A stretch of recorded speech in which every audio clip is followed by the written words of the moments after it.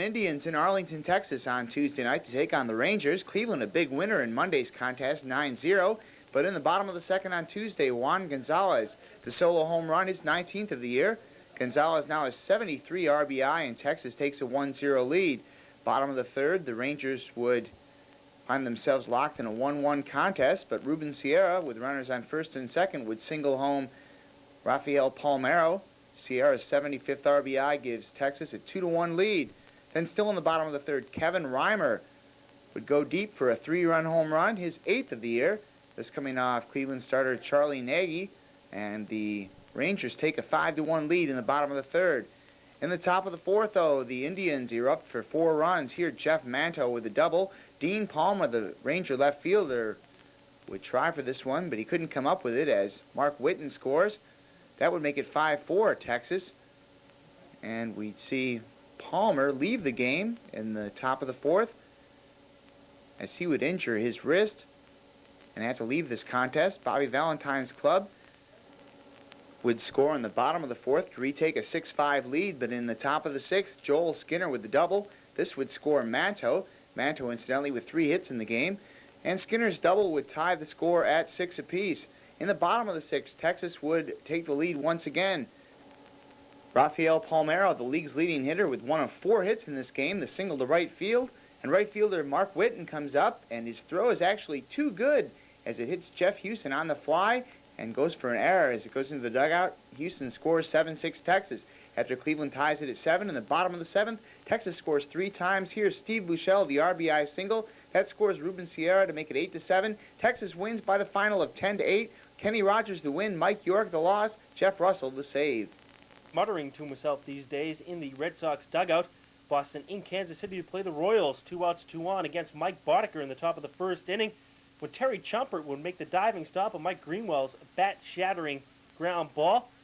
Chumpert gets it over to Boddicker for the out. Greenwell doesn't like the call and shatters his bat some more at first base. Bottom of the first inning now, Brian McRae with a line drive to right field. Jordy Reed will get a glove on the ball at second base, but bobbles it. McRae safe at first base. He now has a 16-game hitting streak. He would steal second base, and Kirk Gibson lays down a perfect bunt. Mike Gardner can't get to it. Jordy Reed was playing back, and he can't get to it in time.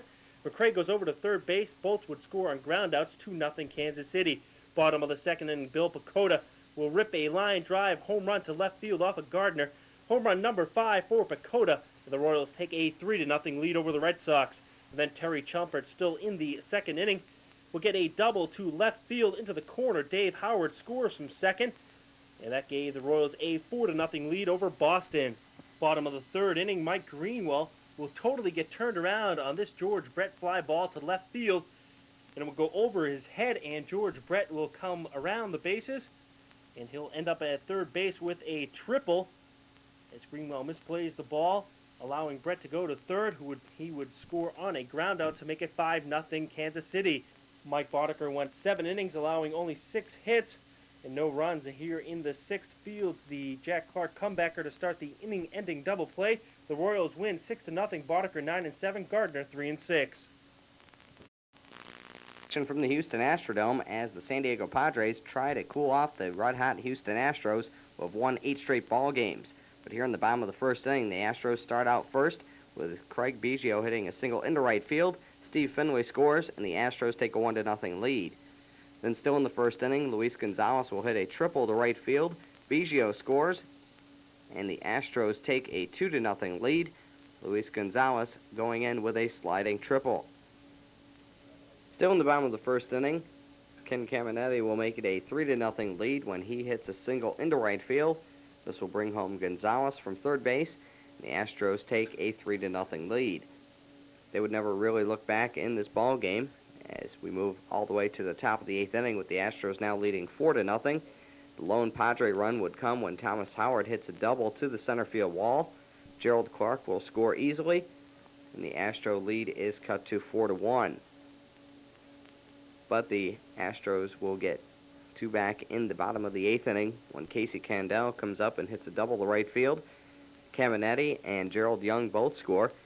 The Astros take a 6-1 lead, and Art Howe and the Astros go on to win their 9th straight as they down the San Diego Padres 6-1. Darryl Kyle with the win, his record 5-6. Adam Peterson takes the loss, his record drops to 3-4. So once again, the Astros defeat the Padres 6-1.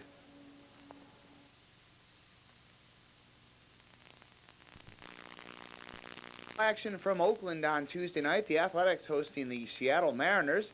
And Oakland would get all the offense it really needed in the bottom of the first as Jose Canseco hits a home run to dead center field, his 30th home run of the year.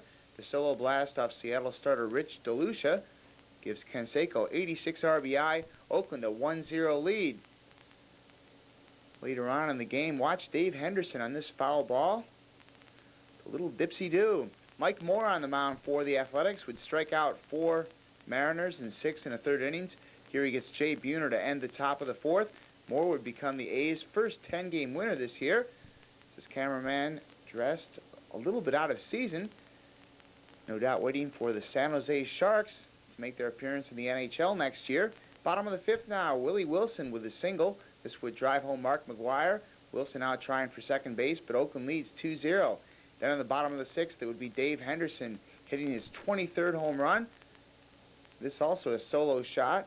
Henderson now 68 RBI, and the Athletics take a 3-0 lead, and that will be the final score in this game. But a great defensive play would take place in the bottom of the 7th. Ken Griffey Jr., the Mariners center fielder, comes in on Jamie Quirk's looper, and a tumbling grab by Griffey. Meanwhile, the Athletics use 5 pitchers in this game. Dennis Eckersley finishes up. He strikes out Tracy Jones to end this one as he notches his 30th save. The A's win 3-0. Moore the winner now at 10-7. DeLucia the loser falls to 9-7. Again, Moore the first 10-game winner for the A's this year.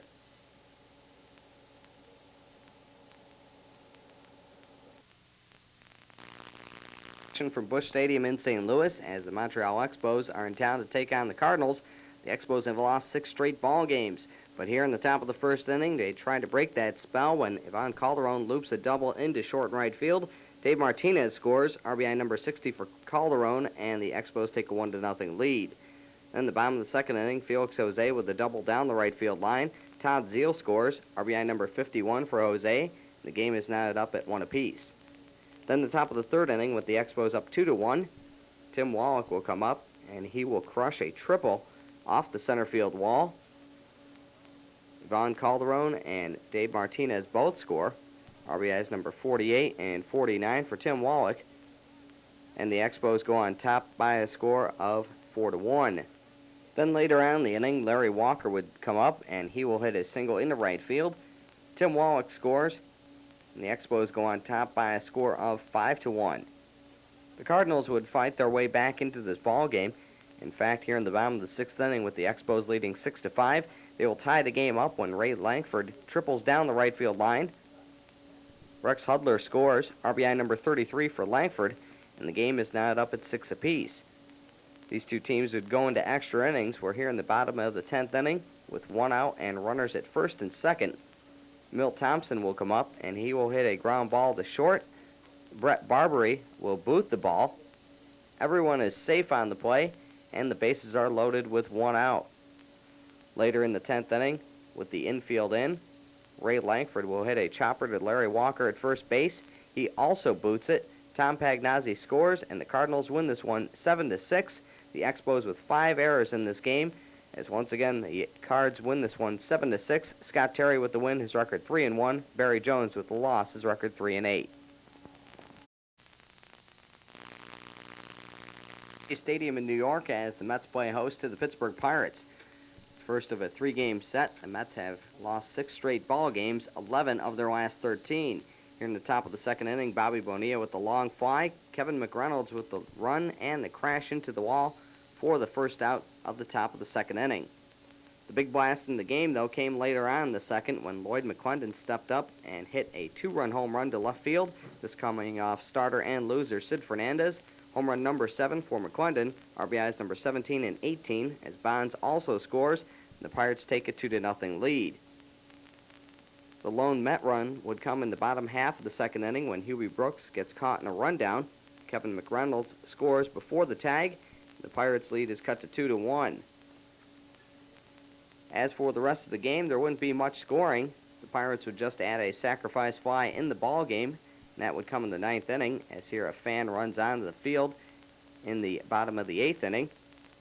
Randy Tomlin would pitch a fine ball game for the Pirates, as here he will get the final out of the game, as Greg Jeffries will ground out 6-3 to end it, as the Pirates win it 3-1. Randy Tomlin with the win, his record 7-4. Sid Fernandez with the loss, his record 0-2. For Randy Tomlin, it's his 4th complete game of the season, as he allowed just 1 run on 4 hits while striking out 4 batters on the 1st anniversary of his call-up from the minor leagues.